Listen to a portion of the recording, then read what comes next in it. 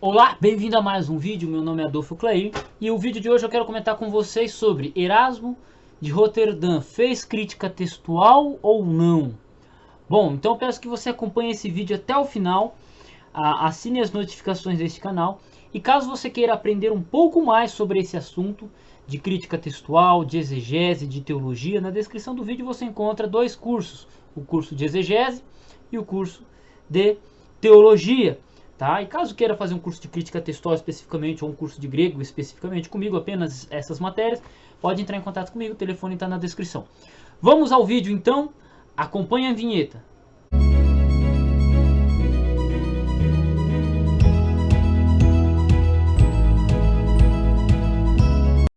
Bom, o irmão Jonas solto, né? Por que você me deixa tão solto? Por que você não olha pra mim? O Jonathan solto. Por que você me deixa tão sozinho? Bem, o Jonathan solto ele colocou um comentário que eu achei demais. Demais. E é o seguinte. Paz de Cristo, meu irmão. Respeito sua posição, mas não podemos dizer que Erasmo fez crítica textual só porque ele fez comparação de manuscritos. Até a metodologia crítica ainda não havia surgido. Outra coisa, não podemos nos fixar na crítica textual e deixar de lado o testemunho da igreja, desde a sua origem, onde a igreja usou os textos bizantinos e rejeitou os alexandrinos. Se Erasmo usou manuscritos bíblicos bizantinos, logo esse texto é fiel, assim como o majoritário, pois se baseia em manuscritos bíblicos bizantinos atestados pela igreja. Bom, vamos lá. Dizer que Erasmo, nessa pergunta aqui, ele fala assim, não podemos dizer que Erasmo fez crítica textual só porque ele fez comparação de manuscrito. Meu irmão, se ele fez comparação de manuscrito, ele fez crítica textual. É claro que ele não fez ao molde moderno. Ele não fez crítica textual aos moldes modernos. Ele foi lá, fez catalogação de manuscrito. Ele falou esse aqui é mais antigo, esse aqui é melhor. Ele não fez isso. Ele tinha meia dúzia de manuscritos bizantinos. Juntou eles ali do século XII. Juntou eles, pegou a Vulgata Latina, juntou eles ali. E ele foi fazendo a comparação e estabelecendo o texto grego dele.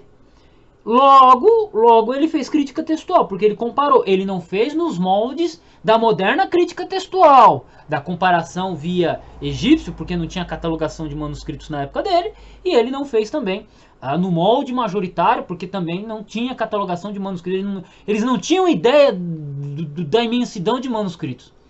Tinha lá manuscrito aqui, manuscrito ali, mas eles não tinham catalogação, nome e por aí vai. Então sim, ele fez crítica textual. Ponto, essa aí é evidente, né? Outra coisa, não podemos nos fixar na crítica textual e deixar de lado o testemunho da igreja desde a sua origem, onde a igreja usou os textos bizantinos e rejeitou os alexandrinos. Na minha opinião, não é necessariamente que a igreja usou os textos bizantinos e rejeitou os alexandrinos. Não. O termo alexandrino são manuscritos copiados no Egito. Então, os manuscritos copiados no Egito são alexandrinos. E os manuscritos copiados em Bizâncio são bizantinos. Não é que a igreja de Bizâncio negligenciou os manuscritos de Alexandria, os manuscritos de Alexandria negligenciaram os manuscritos de Bizâncio. Acontece o seguinte, é que na Alexandria o grego deixou de ser falado, já vinha sendo deixado de ser falado a partir do quarto século, e ele, principalmente o Egito, deixou de falar grego quando o Império Romano caiu no Ocidente. Então, os manuscritos gregos egípcios ficaram guardados, e por isso que duraram mais, né? Pelo menos os que sobreviveram, né? Ali o Códex Vaticanus, os Sinaíticos, os papiros e por aí vai, sobreviveram. Enquanto que o texto, os manuscritos na região de Bizâncio continuou sendo o grego usado e copiado. Então não é que a igreja de Bizâncio negligenciou os manuscritos alexandrinos. Ah, porque a igreja usou os manuscritos bizantinos. Não, é porque na região de Bizâncio foram copiados os manuscritos lá e eles passaram a ser chamados de bizantinos. Digamos que um maluco trouxe lá um manuscrito do Egito para Bizâncio. Bah, trouxe. O que aconteceu com esse manuscrito? Bom, ele poderia acontecer algumas coisas. Ele poderia ser corrigido, usado até a destruição e deixado de existir posteriormente. Pode acontecer isso, porque você havia trocas de manuscritos vindo de Bizâncio, sendo levado para o Egito, do Egito para Jerusalém. Havia essa troca. Né? Tanto que é um negócio que é complicado dentro da questão do método genealógico por causa disso, porque os manuscritos eles podem se misturar com o passar do tempo, né? Pessoas viajantes podem comprar cópias de um lugar e levar para outro, e então, tanto que essa é uma das dificuldades do método genealógico, né? Porém, a gente ainda utiliza essa nomenclatura para facilitar, porque os manuscritos vindos de Bizâncio são de Bizâncio, bizantinos, e assim se segue. Então, é um pouquinho complicado. Eu acho um pouquinho complicado de dizer que a igreja negligenciou. Não, a igreja do Egito nunca deixou o texto grego deles de lado. É que a igreja no Egito deixou de falar grego, então eles não liam em grego, eles liam a versão copta, as outras versões deles, né? E aí os manuscritos gregos ficaram mais reservados ao uso dos eclesiásticos, né? Dos monges e por aí vai, né? Tanto que tinha-se cópias antigas no mosteiro de Santa Catarina. O Códex Vaticano foi catalogado pela primeira vez no Vaticano, 1453, né? 1453. Então, eu acho que esse é um argumento um pouquinho complicado, né? O testemunho da igreja, onde usou textos bizantinos, né? Aí tá falando questão do texto antioquiano que passa a ser bizantino. Mas rejeitar os alexandrinos, o nome é alexandrino porque é no Egito, o nome é bizantino porque é em Bizâncio. Mas, tá? Se Erasmo usou manuscritos bíblicos bizantinos, logo esse texto é fiel. Não necessariamente. Não necessariamente, Jonas Souto. E olha que eu sou majoritário. Não. É porque o que acontece? Em 1450, a Turquia, Bizâncio, o Império Bizantino, ele foi atacado pelos muçulmanos. E o Império Bizantino caiu. E o que acontece? Você sendo um padre, você sendo um monge, você vai ficar em Bizâncio, numa Bizâncio conquistada pelos muçulmanos, ou você vai juntar suas malinhas e queimar chão para outro lugar? Muitos estudiosos do grego, muitos monges, muitos padres juntaram suas malinhas, seus manuscritos bizantinos e queimaram o chão para a Europa, meu irmão. Os caras queimaram o chão, queimaram o chão. Eu é que não vou ficar na mão desse sheik. E eles foram para a Europa e eles levaram manuscritos bizantinos. E Erasmo em Roterdã vem em 1517, quando esses manuscritos já foram parar em bibliotecas, foram parar em cópias ali. E aí Erasmo edita o Novo Testamento grego. Mas não quer dizer que, porque foi usado meia dúzia de manuscrito bizantino, que esse texto é o texto mais fiel. Mano do céu!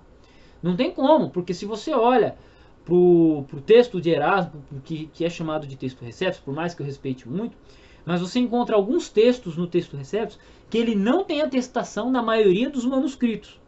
Não tem. Na base bizantina, que é a grande maioria, você não encontra certos textos. Atos 8:37, se não me engano, é um dos textos. Tem um texto lá em Atos, dentro do capítulo 8, Atos 8:37. Deixa eu só dar uma olhadinha rapidinho aqui. Deixa eu dar uma olhadinha. Eu vou achar fácil esse texto aqui, peraí. Atos 8:37, né? Você não vai encontrar em manuscrito, na grande maioria dos manuscritos. Se você pegar, por exemplo, os manuscritos que o Erasmo usou, nenhum deles chegava até o final do Apocalipse, o último capítulo do Apocalipse.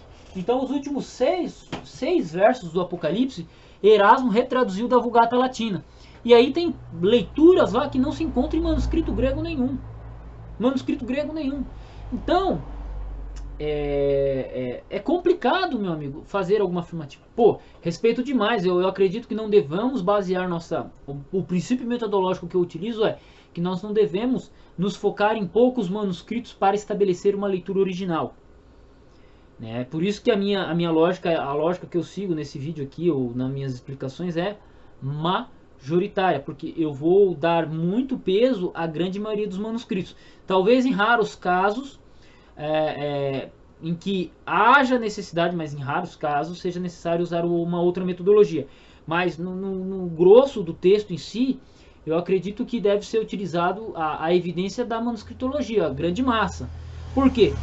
Cada manuscrito individualmente ele contém erros, mas quando você coloca em grupos, esses erros diminuem. Então, eu basear meu texto só nos sinaíticos, ou só no Vaticanos, ou só em 2 ou 3 manuscritos bizantinos, ou basear meu texto grego com base numa determinada família específica dentro de um conjunto de uma família, é muito perigoso, particularmente. Eu acho. Tá? Então, por isso que eu sigo pela lógica majoritária. A gente põe todos eles, todos os manuscritos de igual peso, com igual peso, levando em consideração, não deixando de olhar especialmente para alguns manuscritos, né, como os sinaíticos vaticanos pela antiguidade, mas nunca dando a voz final para esses manuscritos, e sempre olhando para a grande massa, para a grande capacidade de transmissão do texto. Eu acho que é o melhor método. Por isso que eu disse que usar meia dúzia de manuscritos bizantinos para reconstrução textual não é um método lógico, né? O Erasmo ele não tinha método, ele só tinha acesso a isso, e ele fez o melhor que pôde. Na verdade, ele mesmo disse que o testamento grego dele foi mais apressado do que revisado, né? Então, tanto que ele fez 4 revisões do texto grego dele, poucas correções, houve muitas trocas na hora de impressão, né? Houve muitas trocas de letras. Então, o Novo Testamento grego dele, o novo instrumento, veio um pouco defeituoso ao mundo, né? Mas, graças a Deus, foi o que foi. Está na história, Erasmo está na história como um dos grandes helenistas. E que continuemos. Então espero que esse vídeo tenha sido muito elucidativo para você que assistiu. Se você quiser aprender mais sobre isso, fala comigo aqui. Eu tenho um curso de crítica textual, tá? Eu tenho um curso de grego, especialmente. Mas caso você não tenha interesse, queira fazer um curso de teologia, na descrição você encontra um curso de teologia e um curso de exegese. Mas caso queira fazer um curso de crítica textual exclusivamente comigo, é só entrar em contato. Meu zap está na descrição. Deus abençoe seus estudos. João tá solto. Por que você me deixa tão solto? Por que você não olha pra mim? Cara, demais, mano. Gostei demais do seu comentário, porque olha que vídeo da hora que deu pra fazer.